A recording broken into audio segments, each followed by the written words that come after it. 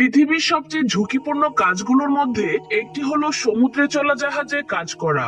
এই জাহাজগুলো কখনোই পুরোপুরি স্থির থাকে না, চলন্ত অবস্থায় সব সময় দুলতে থাকে, আর সেই দুলুনিতে জাহাজের ভেতরে প্রতিটি জিনিস নড়ে ওঠে।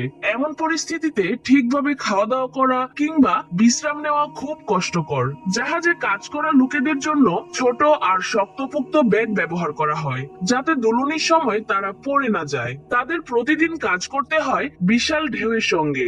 শুধু কাজ নয়, সমুদ্রের রুক্ষ পরিবেশের সঙ্গে মানিয়ে চলাও একটা বড় চ্যালেঞ্জ। এই পেশায় প্রতিদিনই নতুন নতুন বিপদের মুখে পড়তে হয়, তবে সাহস, ধৈর্য আর অভিজ্ঞতা দিয়ে তারা এসব সামাল দেয়। সমুদ্র জীবনের এই গল্পটা বাইরে থেকে যতটা রোমাঞ্চকর মনে হয়, ভিতরে ঠিক ততটাই কঠিন। আপনি যদি এই ধরনের রোমাঞ্চকর এবং বাস্তব জীবনের গল্প পছন্দ করেন, তাহলে আমাদের চ্যানেলটি সাবস্ক্রাইব করতে ভুলবেন না।